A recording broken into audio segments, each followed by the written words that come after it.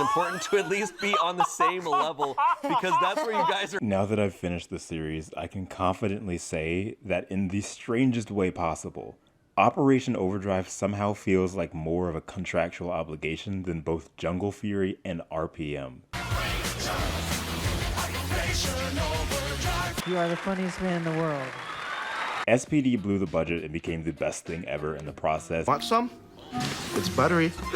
Mystic Force, I imagine, was them coming back up and trying to make a grounded series to return to form. And then Overdrive felt like they was like, all right, man, we gotta do this again. Like Overdrive, a lot of the time felt like Power Rangers on autopilot. Oh, the dread I felt, which is funny because if you've been following the saga, you'd know that I went in with the most even expectations. I said, I don't care what nobody says, I'm gonna look at this fresh, and I genuinely enjoyed my time. Giving Overdrive its flowers, hyping it up. That dwindled a bit over time, but Once a Ranger brought me back in. That's what you thought, but once a Ranger, always a Ranger! I think Once a Ranger was such a fun team up, one of the best. Like I literally think it's one of the best team ups Power Rangers has ever done. And then I realized, wait a minute, I have 2 more discs left in my Overdrive Complete Series DVD set, and they're all just going back to what the show was beforehand. And man, I don't know. Are those Spencer specials? Yeah, it's tasty as hell. While I can say it got better over time, the initial episodes following Once a Ranger were not great, like at all. Going somewhere, Ranger? I don't have time for you today. The acting has gotten worse. One Fine Day being one of the biggest offenders. I ate scrambled eggs on toast when I was going to college. Every day. I've talked about the acting of Rose before, but goodness me, it's awful here. When I was a little girl, I made a decision that I'd learn everything there ever was to know. Then I'd feel special. And it sucks because this is an episode about Taizan being weird and her getting to know him better. They have a heart-to-heart near the end, and for the life of me, I can't bring myself to feel any emotion because neither of them feel like they're in the scene. They're just reading words to each other. Rose, I think you're a very special person. Ty, I think you're a very special person too. Like, I feel in any other show, I would have gotten something from this and connected, but there's nothing here. No, I don't like him. I don't like any of them. Ronnie on Empty is a 2-parter. And I actually got excited, being that Ronnie's my favorite Ranger in the show, only to find out that she gets kidnapped and the life sucked the hell out of her for 2 episodes. Pause. Sucking the life out of a miserable human being. And it's actually a will-centered journey instead. Like, man, whatever. Let me tell you this, though. The show hit a massive whiplash once the episode Things Not Said shows up. This and the succeeding episode Red Ranger Unplugged are 2 of the best episodes in the series. They gave us probably one of the most shocking visuals in Power Rangers, that being Mac finding out that he's an android. When you grabbed that morpher, it was all you. At that moment, you seemed almost Human? Mac is grappling with the fact that he's been a machine this whole time, and every memory of himself as a child was fake and planted in him rather than him having actually experienced it. They've been setting this up and hinting towards this since the beginning of the show, and it's been done pretty masterfully. Yeah, look, can I try that again? Masterfully. There we go. Oh, he's doing the robot!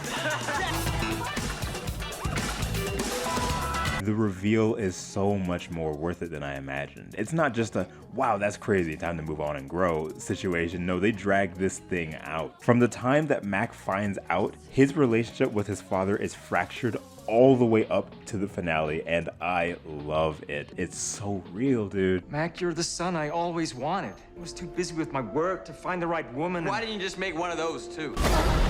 Telling me my whole life's been a lie, none of it's real, and not knowing how much of the past, however long, days, weeks, months. Days, weeks, months? Yeah, maybe 5. Was real or just false memories is terrifying. Mac is 100% in his right to feel betrayed. Good job, Mac. Thanks, Mr. Hartford. Appreciate it. He's got that going on, and meanwhile Taizan has his own struggles, being tricked by a fear cat that killed his girlfriend into thinking she's there with him and gaslighting him into thinking he's never been a ranger. Norg, you know that snow creature thing that I've literally never mentioned, like ever, like not even once, because he never mattered before now. He's getting pushed around and leaving his home here and there, only to find that the Rangers actually appreciate him. You know what? No, let's talk about that for a minute. This is a theme that I like a lot that Overdrive brought forward. Being unappreciative of the ones in your circle. Norg time and time again does things for the sake of Flurious to make him happy, and in return it's either punished or lambasted for being a nuisance, which causes him to leave the enemy base more often. He has run-ins with the Rangers unmorphed and almost always ends up unintentionally helping them in some way, with them letting him be. The Rangers see him as harmless, and he slowly begins to realize that they're not so bad after all, giving him the kind of attention that his heart's probably been longing for. Then we have I've got your booty right here Miratrix. I've got your booty right here. What? Who gets continuously more and more frustrated working with Camdor, as it seems everything she does is wrong in his eyes. Camdor puts her down every chance he gets, to the point she goes and attempts to steal a power for herself to prove her worth and that she doesn't need him, and then he traps her in a little necklace thing. Like, bro, what? Oh, also, hi, this is Hedge here, writing after having finished I just finished the finale. She doesn't come back. Her in this necklace, we literally don't see her again. Like, what? One place you'll never see treatment like this, though, is the command center with the Rangers. From the jump, they've always had each other's backs, which is something that I highlighted in a past outing. Like, it's my favorite thing seeing how they're always there for each other, especially after finding out the truth about Mac. You guys took me in.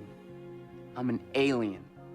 Doesn't get weirder than that. We're brothers, no matter what. They don't care, and honestly, why should they? It doesn't change anything. Taizan having been turned into a monster but then saved by the Rangers, I mean, he understood this sentiment the most. It doesn't matter who you are or where you came from, it's your intent and your heart that matters. Near the end, they all gave up the Corona Aurora and its jewels just to save Mac, and it's the perfect action to illustrate just how tight this team really is. Speaking of which, the finale didn't do much for me at all. Flurious gains a new form, and I've never really seen him as much of a threat to begin with, so it ended up just feeling like they're fighting any other monster. Like, who cares? They did go all out with the fight, and we get to see them morph during the battle itself, something that would become a Koichi Sakamoto staple in future years of Super Sentai. So it's super neat to see them get early mileage out of it here. They knew the revving action of the Overdrive trackers was golden and used it to their advantage, and I'm here for it. I really don't have much else to say.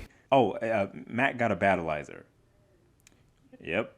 Alright. You know what? Okay, no, that's not fair. Like, it showed up during the Mac finds out he's an android arc, so it was pretty goated. I just don't have much to add to that, and also I don't really know if I like the way it looks all that much. I mean, it looks fine. It's just, it's too much gold. It's a little too much gold. Operation Overdrive was such an experience. It's always been this series that just sort of existed. Again, I grew up with this series, but not really having watched it. I knew it from the toys and the commercials and stuff, but I'd never experienced it until 2024. And let me tell you something, even though it has like these cool moments, I don't see myself ever rewatching this again. And there's not that many Power Ranger seasons that I've seen up to this point where I can really say that outside of like Mighty Morphin Power Rangers season 2. That is awful. Oh man, it's Lord Zed.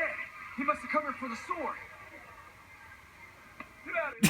Overdrive is interesting though, because there's so much here. Like, there's such a good foundation for a good story, but certain things drag it out and just make it just not what it should be. Whether it be the acting or the pacing, there are things that kind of drag it down when it's trying to be at the top of its game, and it feels like Power Rangers on autopilot a lot of the time. But in the end, I found a lot of enjoyment in Overdrive that I feel a lot of people haven't. Like, I don't know how many views this video is probably going to get in its lifetime. Let's say 10,000. I guarantee you probably like 20% of people watching this right now have watched Operation Overdrive in its entirety. And I don't mean watching a few episodes and Once a Ranger. I'm talking about episode 1 through 32 or 3 or whatever, or how many of us in there. I'm glad that I got to experience it no matter what it made me feel, and I'm glad I got to experience these characters and just the story that it tried to bring forward.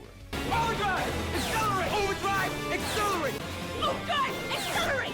Overdrive! Accelerate! Overdrive! Accelerate! Overdrive! Accelerate! Operation Overdrive!